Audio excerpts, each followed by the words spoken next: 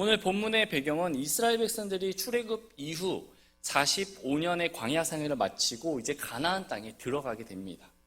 여호수아가 백성들을 인도하여 땅을 정복하고 각 지파들에게 땅을 분배하던 시점이었어요. 1세대 이스라엘 백성들은 모두 죽었습니다. 그러나 그 중에서 유일하게 여호수아와 갈렙만 살아남았어요. 그렇기 때문에 이 현재 이스라엘 백성들 중에서 여호수아와 갈렙만큼 경험이 많고 나이가 많은 사람은 없었습니다. 그런 이 두 사람은요, 이 안에서 엄청난 영향력들이 있었을 것입니다. 그러던 때 갈렙의 나이가 85세가 되었습니다. 갈렙이 여호수아에게 요청을 해요. 오늘 본문 12절에 이 산을 내게 달라라고 이야기를 합니다. 갈렙은 85세의 노년의 나이임에도 불구하고 그는 새로운 도전을 하기로 시작합니다. 갈렙은 이집트 출애굽 이후에 광야를 거쳐 여기까지 온 것만 해도 갈렙의 입장에서는요, 충분히 노력하고 열심히 살아왔습니다. 그렇다고 한다면 이제는 나이가 들었으니까 좀 쉬고 이제 육체도 이전 같지 않으니까 젊은 사람들에게 맡기는 것이 맞지 않겠습니까? 다음 세대에게 넘겨주면 되는 거잖아요. 그러나 갈렙은 새로운 도전하는 것을 주저하지 않았습니다. 포기하지 않았어요.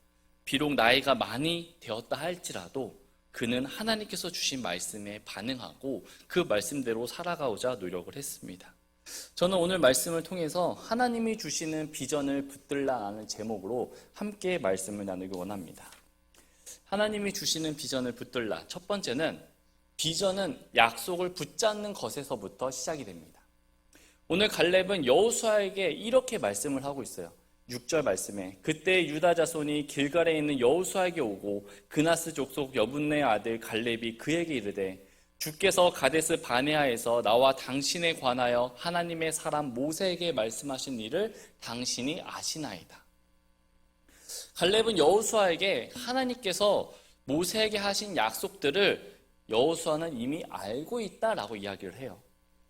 여러분, 하나님께서 모세에게 하신 약속의 말씀들이 무엇이었습니까? 첫 번째로 이스라엘 백성을 이집트에서 구원해 주시겠다는 그 약속을 주셨어요. 출애굽기 3장 8절에 내가 그들을 이집트 사람들의 손에서 구출하고 그들을 그 땅에서 빼내요. 하나님께서는 이들을 구출하고 빼내어 주신다라고 말씀해 주셨습니다. 두 번째는 젖과 꿀이 흐르는 약속의 땅 가나안을 주시겠다라고 약속을 하셨어요. 출애굽기 6장 8절에 내가 아브라함과 이삭과 야곱에게 주기로 맹세한 땅으로 너희를 데리고 들어가 내가 그 땅을 너희에게 유산으로 주리라. 단순히 지리적 땅의 약속이 아니라 하나님과의 언약 관계 속에서 누리는 축복을 약속해 주셨습니다. 세 번째로 하나님의 말씀에 순종할 때 너희들이 그 축복을 누리게 될 것이다 라고 약속해 주셨어요. 신명기 28장 1절에 내가 주 내 하나님의 음성에 부지런히 귀를 기울여 내가 이날 내게 명령하는 그분의 모든 명령들을 지키고 행하면 주 내 하나님께서 땅의 모든 민족들 위로 너를 높이 세우리라 라고 약속해 주셨습니다. 이 약속들을요, 여호수아가 다 알고 있었어요. 갈렙도 알고 있었습니다. 그러면서 갈렙이 이렇게 말하고 있는 거예요. 7절에 주의 종 모세가 가데스 바네아에서 나를 보내어 그 땅을 정탐하게 하였을 때, 지금 갈렙은 지금으로부터 40년 전, 좀 젊었을 때 얘기죠. 40년 전 가나안 땅을 정탐하던 그 시절에 대해서 이야기를 합니다. 모세는 각 지파별로 12명씩, 모세는 각 지파에서 한 명씩 뽑아 12명의 정탐꾼들을 뽑아서 가나안 정탐을 보내게 돼요. 이 12명이 가나안 정탐을 마치고 돌아온 뒤에 이들의 보고가 있었습니다. 이때 이스라엘 백성들의 반응은 어떠했습니까? 민수기 13장 32, 33절에 보면 자기들이 탐지한 땅에 대해 이스라엘 자손에게 나쁘게 보고하여 이르되, 나쁘게 보고를 했대요. 우리가 가로질러 다니며 탐지한 땅은 그 땅 거주민들의 삼키는 땅이요, 우리가 그 안에서 본 모든 백성들은 키가 큰 사람들이며 거기서 우리가 거인들에게 나온 아낙의 아들들 곧 거인들을 보았는데 우리 스스로 보기에도 우리가 메뚜기 같았으니 그들이 보기에도 그와 같았을 것이니라 라고 얘기합니다. 한마디로 절대 싸워서 이길 수 없다, 우리는 가면 무조건 진다라는 이런 얘기를 한 거예요. 그러면서 민수기 14장 4절에 서로 이르되 우리가 대장 한 명을 세우고, 대장을 한 명 세우재요, 임의로. 그러면서 이집트로 돌아가자라고 이야기를 합니다. 여러분, 지금 이스라엘 백성들이 이집트의 노예 생활을 하다가 너무 힘들어가지고 하나님 제발 나 좀 구해달라고, 우리 좀 꺼내달라고 그렇게 소리쳤던 이들이 지금은요 다시 과거의 상으로 돌아가자라고 이야기하는 것입니다. 오늘 본문 8절에서는요 나와 함께 올라간 내 형제들은 백성의 마음을 높게 하였으니 라고 말씀하고 있어요. 마음을 높게 하였다라고 이야기합니다. 하나님의 약속의 말씀들이 현실의 문제 앞에 만났을 때 그들의 마음이 녹아 없어진 것입니다. 광야에서 지금까지 하나님께서 이들에게 엄청난 기적과 은혜들을 베풀어 주셨습니다. 그러나 지금 이들은 내 현실의 문제 앞에 다 녹아 없어진 것이었어요. 이들은 왜 이런 부정적인 반응을 보였던 것일까요? 하나님께서 약속하신 그 약속의 말씀을 신뢰하지 못했기 때문에 그렇습니다. 그 약속을 믿지 못하니까 지금 보이는 현실이, 지금 보이는 문제가 너무 크게 보였던 거예요. 그래서 그 앞에서 모든 것이 무너져 버린 것이었습니다. 이때 갈렙은 어떤 반응을 보이죠? 7절에 내가 40세였으며 내 마음속에 있는 대로 내가 그에게 다시 말을 전하였나이다. 내 마음속에 있는 대로 전했다라고 이야기합니다. 갈렙이 평상시에 가지고 있었던, 그동안 생각하고 있었던 이 생각들을 있는 그대로 보고했다라고 이야기를 해요. 그 보고가 무엇이죠? 민수기 14장 9절에 오직 너희는 주께 반역하지 말고 그 땅 백성을 두려워하지도 말라. 그들은 우리의 양식이니라. 그들의 방어자는 그들에게서 떠났고 주께서는 우리와 함께 계시느니라. 그들을 두려워하지 말라라고 말씀하셨어요. 하나님께서 약속해 주셨으니까 반드시 이길 것이다라는 이렇게 얘기하고 있는 것입니다. 그러면서 8절에 나와 함께 올라간 내 백성들은 백성의 마음을 높게 하였으나 나는 주 내 하나님을 온전히 따랐다라고 이야기를 합니다. 그러면서 9절에 그날에 모세가 맹세하여 이르되 내가 주 내 하나님을 온전히 따랐으니 내 발로 밟은 땅은 반드시 영원토록 너와 내 자손의 상속 재산이 되리라 라고 말씀하고 있습니다. 갈렙은 하나님께서 하신 약속의 말씀을요 굳게 믿고 있었습니다. 그의 믿음은 단순히 과거의 기억이나 희망이 아니었어요. 하나님이 하신 약속은 지금도 이루어질 것이라는 그런 믿음이 오늘 이 갈렙에게 있었다라는 것입니다. 45년 전에 모세를 통해 주신 그 하나님의 약속이 변하지 않고 오늘도 갈렙이 믿고 있었다라는 것이에요. 여러분, 우리가 잘 아는 이 요셉도요 하나님의 약속을 너무나 잘 알고 또 잘 믿고 굳게 믿고 있었던 사람이었습니다. 요셉은 17세의 나이에 형들의 미움을 받아 하루아침에 노예로 팔려가게 돼요. 그리고 노예로 팔려가서 보디발의 이제 종으로서 노예 생활을 합니다. 또 그 가운데도 억울한 누명을 쓰게 돼가지고 감옥에도 갇히잖아요. 그 감옥에서도 도와주었는데 잊어가지고 또 몇 년을 또 거기 있었습니다. 이 요셉의 이런 고난의 생활들을 합쳐보면 한 13년 정도가 돼요. 13년 동안 종살이와 감옥살이의 고난을 겪었음에도 불구하고요, 요셉은 포기하지 않았습니다. 하나님은 요셉에게 주신 약속들이 있었기 때문에 요셉은 포기하지 않았어요. 그것이 무엇이었습니까? 첫 번째로 하나님께서 요셉에게 약속하신 말씀들은요, 꿈을 통해 약속해 주셨어요. 그 꿈이 무엇입니까? 하나님께서 요셉을 통해서 높이 세우실 것과 그를 통해 가정을 구원해 주실 것이라는 약속을 해주셨어요. 두 번째로 동행을 약속해 주셨습니다. 하나님은 요셉이 노예로 있을 때도 감옥에 있을 때도요 언제나 그와 함께 했습니다. 창세기 39장 2절에 주께서 요셉과 함께 계셨으므로 이는 하나님께서 결코 떠나지 않았다라는 것을 의미하고 있어요. 세 번째로 고난을 만났을 때 구원을 약속해 주셨습니다. 창세기 45장 5절에 하나님께서 생명을 보존하시려고 나를 당신들보다 앞서 보내셨나이다. 하나님은 요셉을 통해 이스라엘 민족을 기근에서 구원하셨어요. 요셉은 이런 하나님의 약속을 굳게 믿고 있었습니다. 사랑하는 성도 여러분, 여러분들에게는 하나님께서 주신 약속이 있으십니까? 그 약속이 무엇입니까? 갈렙은 45년 전 모세를 통해서 주신 그 하나님의 약속을요, 굳게 붙잡고 있었습니다. 흔들리지 않았어요. 그리고 40년이 지난 이때까지도요, 인내하며 기다렸습니다. 요셉은 13년이라는 고난받는 그 속에서도 하나님이 주신 꿈, 비전을요, 약속을 놓지 않았습니다. 세월이 흘러도 하나님의 말씀은 결코 변하지가 않습니다. 40년 전에 받았던 그 말씀이나 오늘 우리가 받는 이 말씀이나 동일한 말씀이에요. 단지 바뀌는 것이라곤 사람과 환경이 바뀔 뿐입니다. 여러분, 혹시 지금 고난 속에 있습니까? 하나님께서 약속해 주신 그 응답이 너무 더디다고 느껴지십니까? 그렇다면 오늘 내게 주신 이 약속의 말씀을 한번 붙잡으시기 바랍니다. 우리 성도님들이 가지고 계신 아마 약속의 말씀들이 있으실 거예요. 그것을 붙잡고 기다리시기 바랍니다. 갈렙은 40년을 기다렸어요. 요셉은 13년 동안 기다렸습니다. 우리가 그것을 믿고 기다릴 때 하나님은 절대 우리들을 실망시켜 주지 않습니다.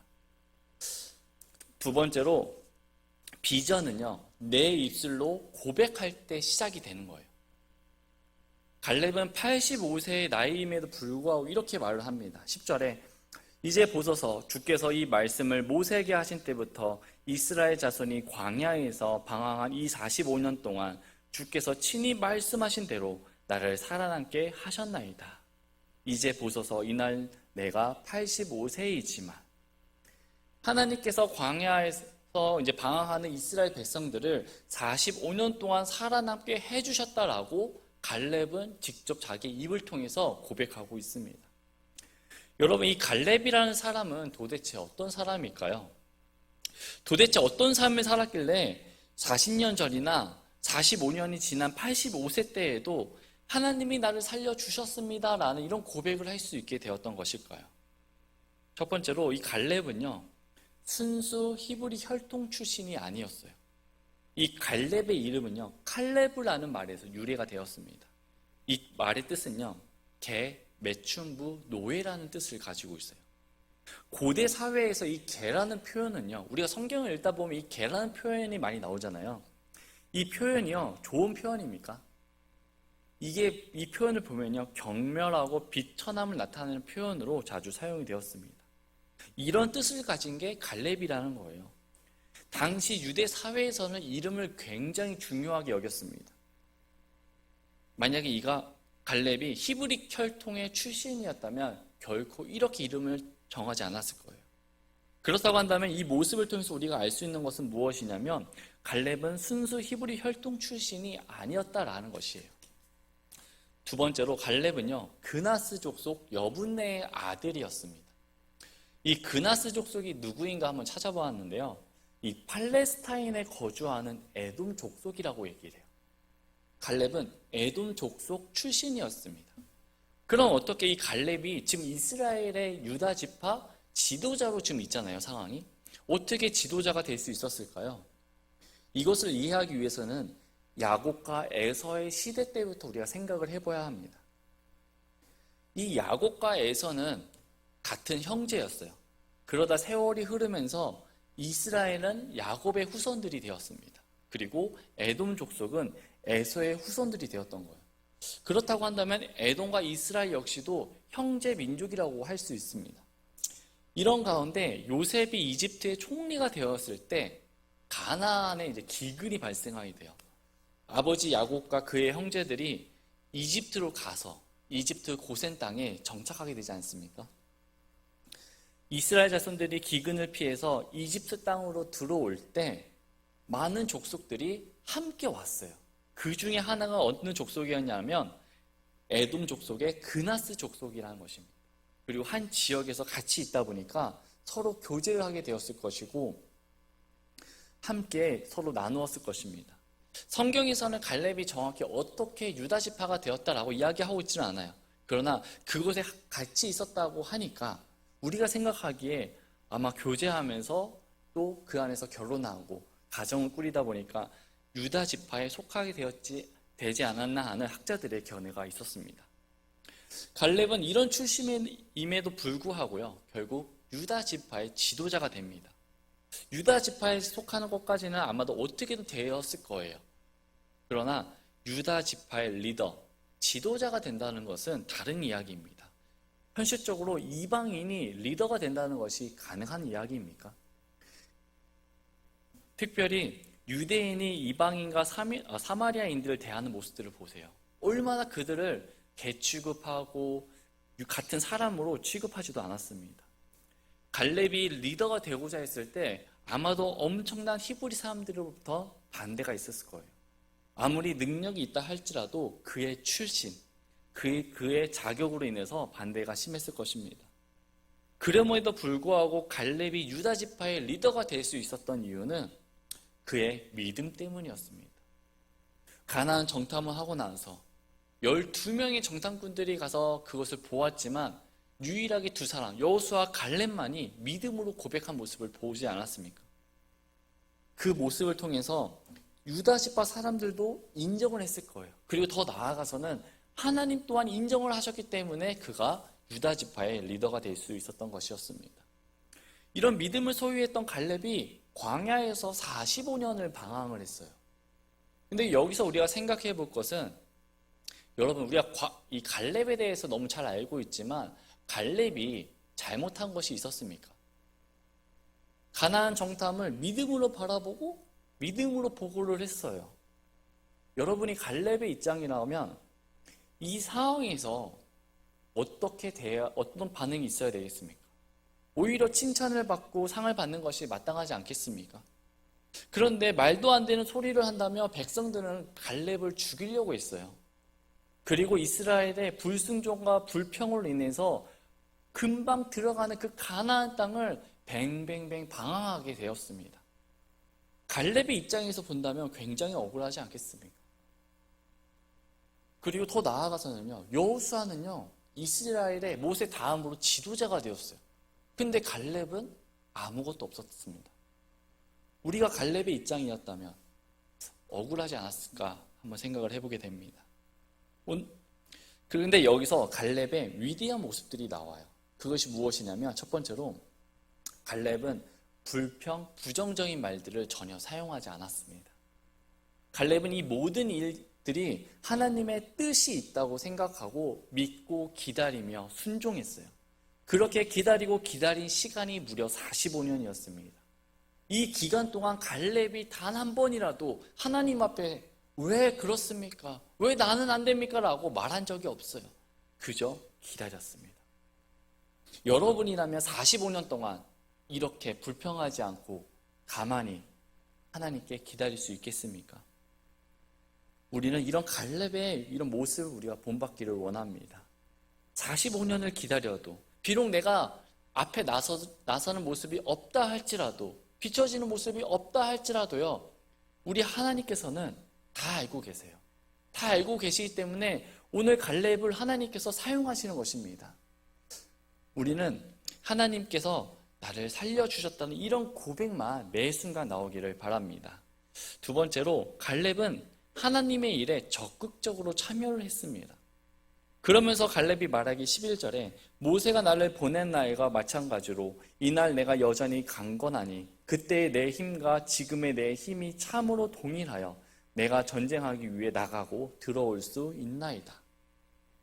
비록 내가 육신적으로는 나이가 들었지만 40년 전에 나와 지금의 나는 같다라고 이야기하는 거예요. 그리고 전쟁을 하기 위해서 나는 충분히 나갔다가 들어올 수 있다라고 이야기합니다. 이 모습을 통해 우리가 알 수 있는 것은 갈렙이 정말 적극적으로 하나님의 일에 참여했다라는 것을 보게 됩니다. 우리는 시간이 흐르고 믿음 생활을 오래 하다 보면요, 이런 마음이 들 때가 있어요. 이제는 그만해야지. 이제는 내 차례가 아니라 너 차례야. 나 많이 했어. 이런 마음이 들 때가 있어요. 여러분, 오늘 갈렙의 모습을 통해서 우리가 배워야 될 것은요, 비록 나이가 가장 많이 있었음에도 불구하고, 가장 연장자이고 오랜 경험이 있음에도 불구하고 갈렙은 계속 나아갔다는 것입니다. 주님 오시는 그날까지 우리가 해야 되는 거예요. 그래서 기회가 있을 때마다 여러분 헌신하십시오. 이것도요, 헌신도요, 그 기회가 이제 넘어가잖아요. 나중에는 하고 싶어도 하지를 못해요. 그러나 할 수 있을 때 하시기 바랍니다. 세 번째로, 갈렙은 하나님이 함께 하시면 반드시 이길 수 있다는 믿음이 있었어요. 12절에 그러므로 그날 주께서 말씀하신 이 산을 지금 내게 주셔서 거기에 아낙 자손이 있으며 그 도시들이 크고 성벽으로 둘러 있음을 당신이 그날 들으셨나이다. 그러나 주께서 나와 함께 하시면 주께서 말씀하신 대로 내가 그들을 쫓아낼 수 있으리다 라고 말씀하고 있습니다. 갈렙은 이 산을 달라고 하면서 주께서 나와 함께 하시면 내가 충분히 이 산을 정복할 수 있다라고 이야기를 하고 있는 거예요. 여러분, 이 갈렙이 요구한 이 산은요, 헤브론입니다. 헤브론산. 굉장히 좋은 땅이었어요. 되게 전략적 요충지였습니다. 해발 930m로 가나안에서 가장 높은 도시 중에 하나였고 전략적으로 너무 중요한 도시였어요. 그게 왜냐하면 쉽게 누군가 침공을 하거나 또 어떤 뭐 했을 때 막아내기에 적합한 곳이 이곳이었습니다. 두 번째로 이 헤브론 땅은요, 역사적으로 의미가 정말 깊은 땅이었습니다. 아브라함이 가나안 땅에 정착한 후에 처음으로 거주한 곳이 바로 이 헤브론이었습니다. 그래서 이 헤브론은요, 아브라함과 족장들의 무덤이 있는 믿음의 성지라고 불려지기도 합니다. 그리고 나중에 다윗의 왕국 수도가 됩니다. 사울이 죽은 뒤 다윗이 처음 왕으로 기름 부음을 받고 7년 6개월 동안 다스린 곳이 바로 이곳에서 다스렸어요. 즉 이 헤브론은 다윗 왕조가 시작된 곳이기도 합니다. 이만큼 굉장히 좋은 땅이 헤브론 땅이었어요. 그런데 그 땅에 누가 살고 있다고 얘기합니까? 아낙 자손, 아낙 족속들이 살고 있었다라고 얘기해요. 그들은 거인들이고 무기가 잘 갖춰져 있으며 성읍이 크고 견고하다라고 얘기했습니다. 여러분, 아무리 좋은 땅이면 뭐합니까? 내가 이 땅을 가지겠습니다, 제가 하겠습니다라고 나서는 사람이 없다면 어떻게 될까요? 그런데 오늘 실제로 이스라엘 백성들은요, 그 땅을 갖겠다고 얘기한 사람이 아무도 없었어요. 당시에 여호수아는 이스라엘 12지파의 땅을 분배할 때 어떤 방식으로 했냐 하면 제비뽑기로 나눠줬습니다. 땅을 제비뽑기로 했어요. 왜냐하면 누군가를 편애할 수 있기 때문에 공평성을 주기 위해 제비뽑기로 했어요. 그때 갈렙이 내가 이 땅을 하겠다라고 한 것입니다. 여러분, 이때의 갈렙의 현실적인 모습만 보면 전쟁을 나갈 수 있는 상황이었겠습니까? 갈렙이 이야기하는 것처럼 40년 전에 그 갈렙의 모습이 지금도 동일하게 있었던 것일까요? 아니죠. 40년이 지났어요. 그럼 육체적으로 많이 기력이 쇠하였을 것입니다. 그럼에도 불구하고 갈렙이 이렇게 말하는 것은 전쟁의 승리는 어떤 외적인 것에 있는 것이 아니라 하나님께 달려있다는 사실을 알고 있었기 때문에 그렇습니다. 그리고 여기서 더 놀라운 사실은요, 이 산을 우리 말씀에 보면요, 지금 내게 달라라고 얘기합니다. 여러분, 지금 달라고 얘기해요. 지금. 그냥 이 산을 주세요, 근데 준비하는 기간이 좀 필요합니다 라고 얘기한 게 아니에요. 지금 달라고 이야기를 해요. 여기서 갈렙이 지금이라고 말하는 이유는요, 나는 지금 싸울 준비가 다 되어 있다라고 얘기하는 것입니다. 비록 광야에서 45년을 방황을 하였지만 그 가운데서도 이 갈렙이 했던 것이 무엇이냐면 매일매일 준비하고 있었다라는 거예요. 하나님 말씀이 선포되는 순간, 하나님께서 말씀하시는 그 순간, 하나님께서 가라고 하면 바로 순종할 수 있는 그 믿음과 준비가 갈렙에게 있었다라는 것이, 그런 믿음이 지금 갈렙의 입술을 통해서 고백되어지고 있는 것입니다. 여러분, 우리들의 말에는요, 강력한 힘이 있습니다. 우리가 말로 고백할 때 성취가 되게 높아요. 상당히 높습니다. 이게 무슨 말이냐면 스위스 추리 대학 연구에서 자기의 목표를 말로 표현하고 기록한 사람이 그렇지 않은 사람보다 목표 달성률이 42% 더 높다는 기록이 나왔어요. 말로 표현하면 내가 그 목표를 실행하기 위해서 어떻게든 노력을 한다는 것입니다. 두 번째로 우리 말에는요, 내가 하는 말에 따라 자존감이 형성이 돼요. 뉴욕 컬럼비아 대학 연구에서는요, 긍정적 자기 고백을 반복하는 사람과 그렇지 않은 사람을 연구 비교합니다. 그런데요, 긍정적으로 자기 자신에 대해서 고백하고 말하는 사람은 행동 동기와 자신감이 크게 증가한다는 사실이 밝혀졌어요. 즉, 단순히 마음속으로만 생각하는 것보다 말로 표현하고 행동으로 연결될 때 그 확률이, 내가 말한 대로 이루어질 확률이 높다는 것을 드러낸 것입니다. 우리도 너무나 잘 알고 있지 않습니까? 내가 말로 표현할 때 이루어진다는 것을 너무 잘 알고 있어요. 아마도 이 갈렙은요, 이것을 너무나 잘 알고 있었던 사람인 것 같습니다. 그래서 하나님께서 이미 갈렙의 마음은 다 알고 있지만 갈렙이 계속 표현한 거예요. 하나님께서 나와 함께 하시며 내가 반드시 이것을 얻을 수 있다라고 표현을 한 것입니다. 마태복음 12장 37절 말씀에 보면 이는 내 말들로 내가 위롭다고 인정받을 것이며 내 말들로 내가 정죄받을 것이기 때문이라. 하나님께서는 내 말들로, 우리의 말들로 인정을 받고 정죄를 받을 것이라고 말씀하고 있어요. 여러분, 우리의 말은 단순한 언어가 아닙니다. 믿음을 나타내는 도구이자 통로라는 것을 여러분 기억하시기 바랍니다. 믿음의 고백은 하나님 앞에서 우리가 의롭다 하심을 받을 수 있는 선포적 수단인 것이에요. 믿음의 도전은요, 단순히 내가 이것을 하겠다라고 말만 하고 그치는 것이 아닙니다. 하나님께서 주신 힘으로 내가 이것을 했습니다. 감사합니다. 또 하겠습니다. 라고 이런 고백까지 이어져야만 되는 것입니다. 우리 인생도 마찬가지예요. 어떤 문제 앞에서 우리는 내 힘으로 감당하지 못할 때가 너무 많습니다. 그러나 우리가 믿음으로 하나님께 나아가면 하나님께서는요, 우리에게 능력을 주십니다. 근데 그것을 나간다. 단순히 예배 드리면 될까? 단순히 하나님께 기도하면 될까? 이렇게만 그치지 않기를 바라요. 나아간다는 것은요, 말로 표현하십시오. 하나님께 말로 기도하십시오. 말로 믿음을 드러내 보이시기 바랍니다. 우리가 하나님 앞에 말로 표현할 때 하나님께서 우리의 말을 통해서 능력을 주실 줄 믿습니다. 그래서 13절에 여호수아가 여분네 아들 갈렙을 축복하고 헤브론을 그에게 상속 재산으로 주었다라고 이야기를 합니다. 여러분, 우리는 스티브 잡스에 대해서 너무나 잘 알고 있을 거예요.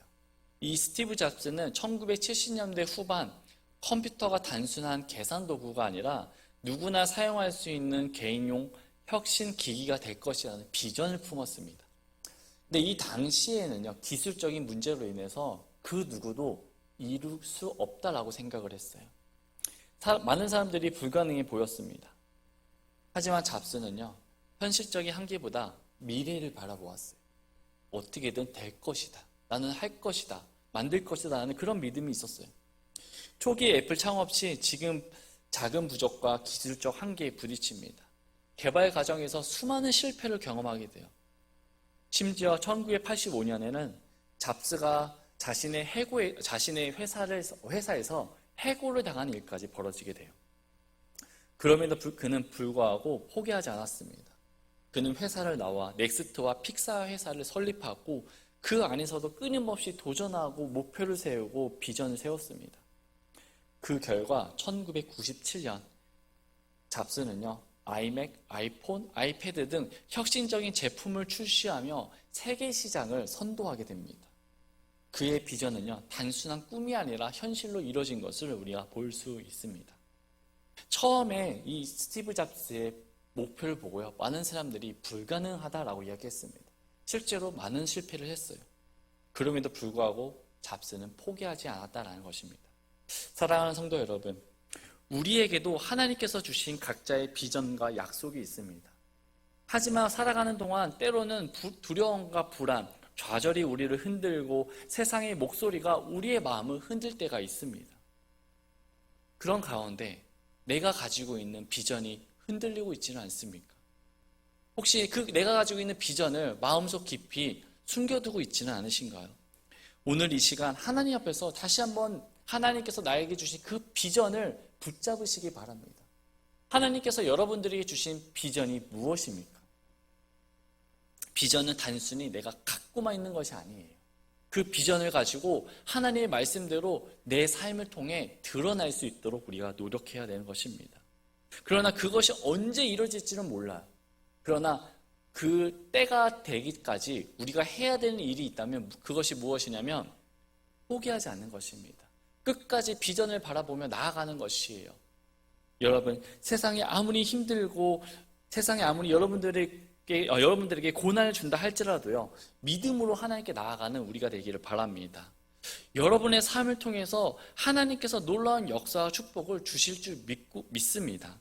여러분, 하나님이 함께 하시면 어떤 일이든 가능한 것이에요.